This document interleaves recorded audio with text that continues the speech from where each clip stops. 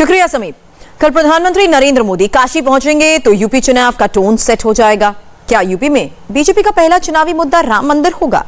क्या चुनाव में हिंदू मुसलमान जलेगा? योगी ने आज क्या मैसेज दिया और ओवैसी किस रास्ते पर जा रहे हैं? यूपी की फुल पॉलिटिकल रिपोर्ट यहां है। अयोध्या में बन रहे राम मंदिर की नींव भराई का काम पूरा हो चुका है। मंदिर का निर्माण अब जमीन से ऊपर आ चुका है। चुनाव में जब भी राम मंदिर का जिक्र होता है, सारा क्रेडिट बीजेपी के खाते में जाता है। राम मंदिर आंदोलन के समय कार सेवकों पर पुलिस फायरिंग सपा के विरोध में जाती है। राम मंदिर मुकदमे में कपिल सिब्बल का हलफनामा कांग्रेस के विरोध में जाता है। राम मंदिर मुकदमे को 125 साल तक लटकाने भटकाने की कोशिश हुई। फैसला तभी हुआ जब दिल्ली में नरेंद्र मोदी और लखनऊ में योगी आदित्यनाथ की सरकार बनी। मगर चुनाव में धर्म कर्म वाली बात अयोध्या और मंदिर तक नहीं रुकती। यूपी की पॉलिटिक्स को क्रिमिनल कलर देने वाले नेता भी मैदान में उतर चुके हैं। समाजवादी पार्टी यूथ विंग का नेता अदनान खान तो माहौल बिगाड़ने के आरोप में लॉकअप तक पहुंच चुका है। अदनान खान ने फेसबुक पोस्ट से भावनाएं भड़काने की कोशिश की और अब माफी मांग रहा है। हैदराबाद वाले भड़काऊ भाईजान वेस्टर्न यूपी के मुस्लिम मोहल्लों में घूम रहे हैं। ओवैसी मुसलमानों के साथ नाइंसाफी की बात करते हैं और मजलिस को वोट देने पर ही मुसलमानों को इंसाफ मिलने का चारा फेंकते हैं। अफसोस होता है कि जो जबान उर्दू जबान देश की आजादी में कहर अदा किया, आज उर्दू जबान से नफरत पैदा हो गई। इतनी नफरत पैदा हो गई कि 4 मुसलमानों को नेशनल इन्वेस्टिगेटिंग एजेंसी ने गिरफ्तार किया और चारों पर इल्जाम क्या था कि उन्होंने ये कहा कि घी हम पहुंचा देंगे। क्या कहा? जोर से बोलो, घी हम पहुंचा देंगे। और एक इल्जाम क्या था कि उन्होंने कहा उन 4 मुसलमानों ने कि तुमने खिदमत की। तो एनआईए कहती है मोदी की घी बम है, खिदमत अटैक है, हमला है। अन्य कौन सी डिक्शनरी में लिखा है? कौन से फेरोजुल लुगात में लिखा है कि घी बम है, खिदमत हमला है? ओवैसी को क्राइम में भी हिंदू मुसलमान दिखता है। वो मुसलमानों को भटकाकर वोट हासिल कर लेना चाहते हैं। यूपी में मुसलमानों के 19% वोट शेयर है। इस वोट बैंक के 4 दावेदार हैं।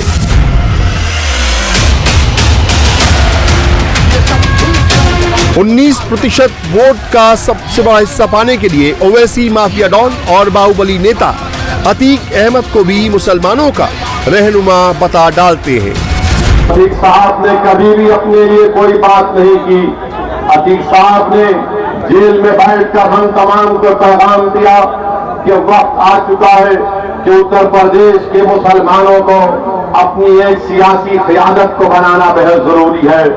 आज वक्त आ चुका है कि आप अपनी सियासी ताकत का मुजाहरा करें। आज वक्त आ चुका है कि आप अपने वोट की अहमियत को और उसकी ताकत को समझें।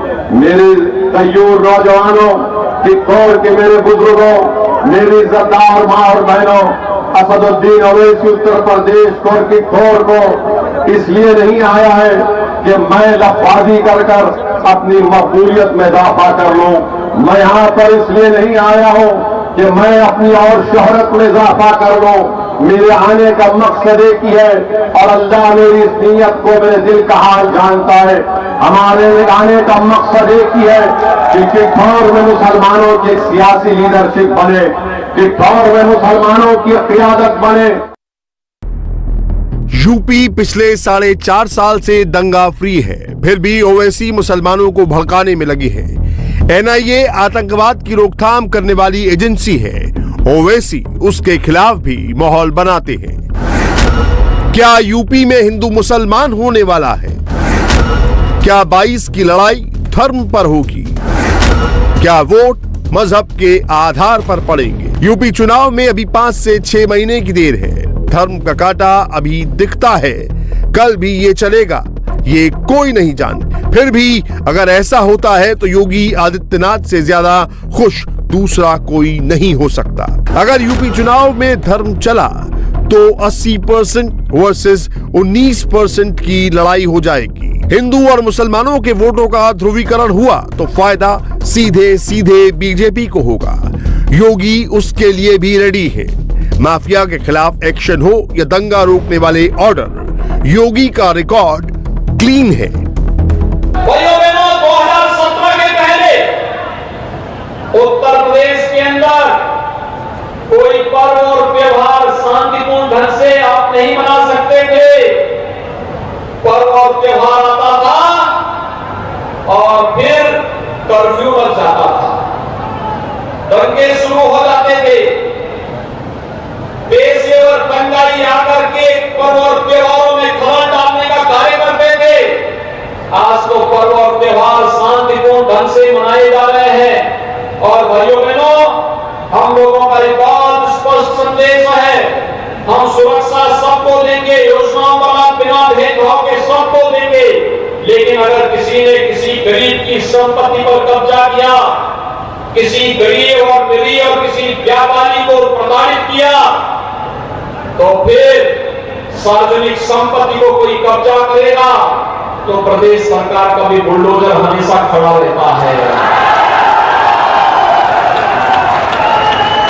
और यही नहीं, सरकार का संकल्प यह भी है कि अगर किसी ने पर्व और त्योहारों में खलल डाल करके दंगा भड़काने का कार्य किया तो उसको पहले ही एक पट्टा कर देना चाहिए 7 पीढ़ियों का, कि 7 पीढ़ियों का वो उसकी भरपाई करता है।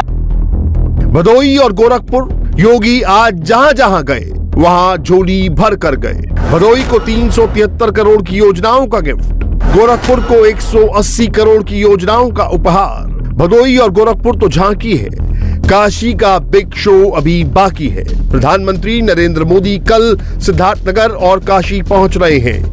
योगी ने सारी तैयारियां देख ली हैं और अब इंतजार नरेंद्र मोदी का है।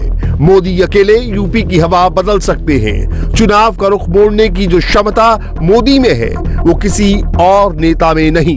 काशी में मोदी क्या कहेंगे ये सिर्फ मोदी जानते हैं। मगर इसी महीने लखनऊ और कुशीनगर में मोदी के दौरे को देखे तो लगता है कि मोदी का फोकस विकास पर होगा और हिंदुत्व का रथ योगी आदित्यनाथ हाँकेंगे।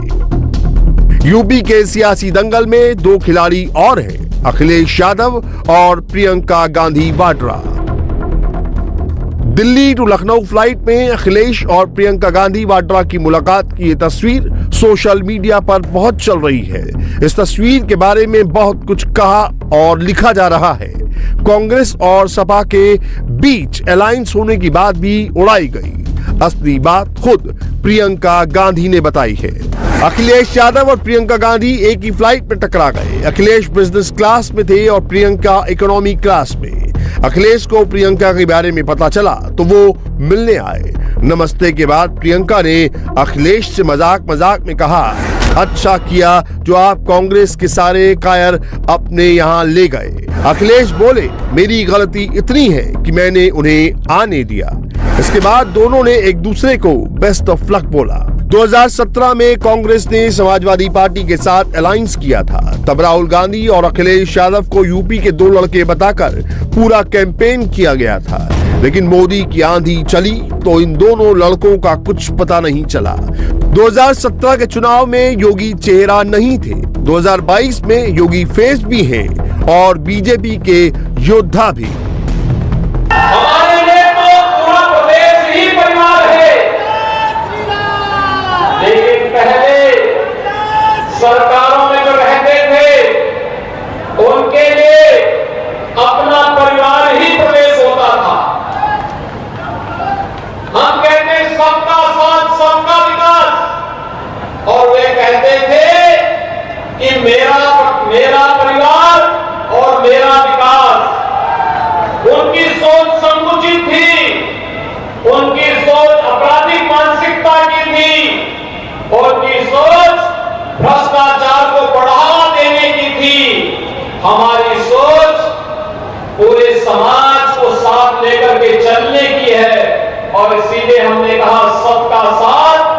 सबका विकास।